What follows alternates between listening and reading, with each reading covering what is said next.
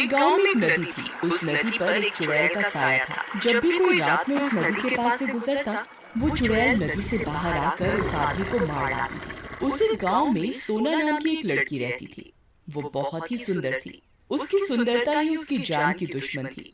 एक बार वो कॉलेज से आ रही होती है, तभी रंगीला नाम का एक गुंडा उसे अकेले देखकर रोकता है। अरे सोना, कहाँ जा रही हो अकेले अकेले? हमें भी साथ ले लो। अकेले अकेले कहाँ जा रही हो? हमें साथ ले लो। कहाँ जा रहे हो?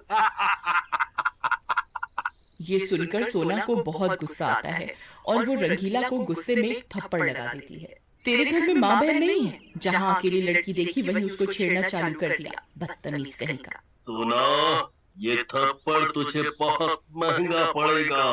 मैं तुमसे इस थप्पड़ का बदला जरूर लूंगा।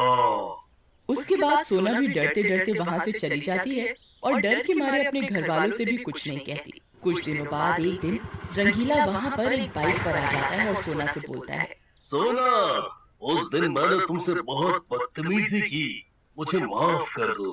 और चलो, मैं तुम्हें घर तक छोड़ देता हूँ।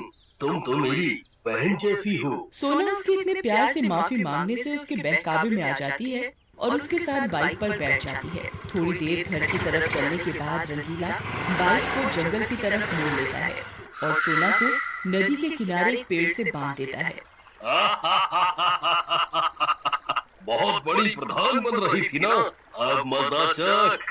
अब यहीं मर, यहाँ कोई आता जाता नहीं है। जंगली जानवर तुझे खा जाएंगे। सोना रोती रहती है लेकिन रंगीला वहाँ से चला जाता है। उधर रात हो जाती है। ये मैं कहाँ फंस गई? बस एक बार यहाँ से किसी तरह निकल पाऊँ तो फिर उस नास मीठे रंगीले को सबक सिखाऊंगी। तभी सोना का रोना सुनकर चुड़ैल जाग जाती है और पानी से बाहर आती है। कौन है जो आज मेरा शिकार बनने आया है? कौन रो रहा है ये?